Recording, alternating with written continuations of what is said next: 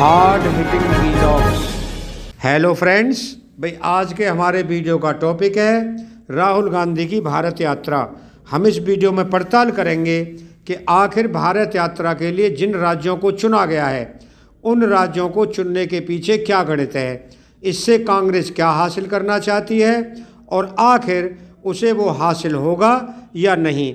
तो फ्रेंड, जैसा कि आप जानते हैं कि लोकसभा चुनाव 2024 से पहले कांग्रेस को एकजुट करने और पार्टी कार्यकर्ताओं में नया जोश भरने के लिए राहुल गांधी की भारत जोड़ो यात्रा रवां दवां है। इस समय उसका पड़ाव मध्य प्रदेश में है और 4 दिसंबर को वो राजस्थान में प्रवेश करेगी और 150 दिन बाद जम्मू कश्मीर में इस यात्रा का अवसान होगा। दोस्तों, ये यात्रा कन्याकुमारी से शुरू होकर कश्मीर तक जा रही है। 150 दिन तक चलने वाली कांग्रेस की भारत जोड़ो यात्रा देश के 12 राज्यों से होते हुए गुजर रही है और 3,570 किलोमीटर की दूरी तय करेगी। 3,570 किलोमीटर की भारत जोड़ो यात्रा के दौरान राहुल गांधी का आशियाना कंटेनर बना हुआ है और अंत तक कंटेनर ही बना रहेगा जो चलता फिरता रहेगा। वो 150 दिनों तक इसी कंटेनर में रात बिता रहे हैं। कांग्रेस की भारत जोड़ो यात्रा का जो रोड मैप बनाया गया है उसके तहत ये यात्रा तमिलनाडु, केरल, कर्नाटक, तेलंगाना, आंध्र प्रदेश, महाराष्ट्र, राजस्थान, मध्य प्रदेश, उत्तर प्रदेश, हरियाणा, दिल्ली, पंजाब, चंडीगढ़ और जम्मू कश्मीर से होकर गुजरेगी।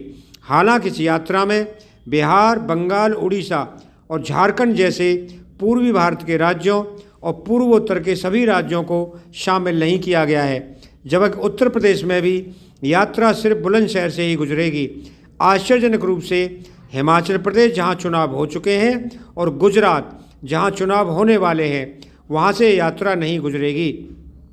कांग्रेस शासित राज्य छत्तीसगढ़, जहां अगले साल चुनाव होने हैं, उसे भी यात्रा के रूट में शामिल नहीं किया गया है।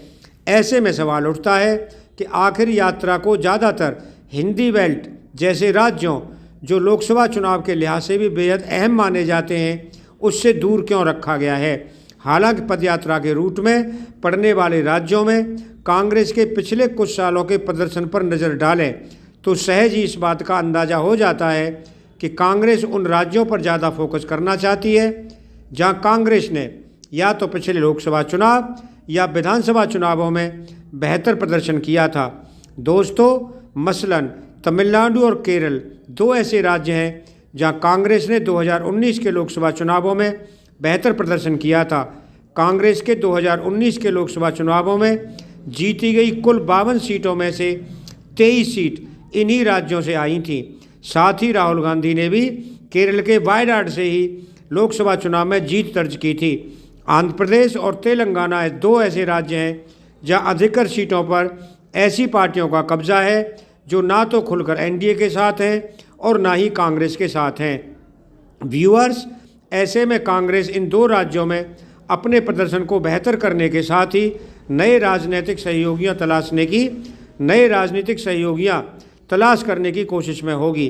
कांग्रेस के लिए इन चारों ही राज्यों को ज़्यादा तवज्जो देने के पीछे ये भी बड़ा कारण हो सकता है कि इन चारों ही राज्यों में भारतीय जनता पार्टी अब तक अपनी जड़ें नहीं जमा सकी है। साथ ही तेलंगाना को छोड़ बाकी के 3 राज्यों में बीजेपी के लिए खाता खोलना भी मुश्किल होता है। फ्रेंड्स, अभी हालांकि कर्नाटक में भाजपा की सरकार है, मगर कर्नाटक में कांग्रेस मुख्य विपक्षी दल के रूप में मजबूत दिख रही है। कई जानकार मानते हैं कि अगर कांग्रेस अपनी पार्टी के अंदरूनी कलह को ठीक कर पाए तो पार्टी आगामी कर्नाटक चुनावों में भी बेहतर कर सकती है।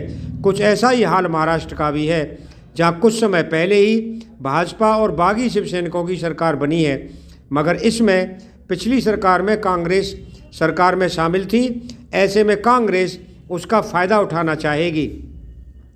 दोस्तों, इसके अलावा कांग्रेस ने राजस्थान, मध्य प्रदेश और पंजाब के रूप में उन राज्यों का चयन किया जहां की जनता ने कांग्रेस नेतृत्व पर 2014 के खराब प्रदर्शन के बाद भी भरोसा दिखाया था। वर्तमान में राजस्थान और छत्तीसगढ़ ही 2 ऐसे राज्य हैं जहां कांग्रेस अपने बलबूते सत्ता में कायम है। हालांकि 2019 के लोकसभा चुनावों में राजस्थान में कांग्रेस ने 25 में से एक भी लोकसभा सीट जीतने में सफल नहीं रही थी।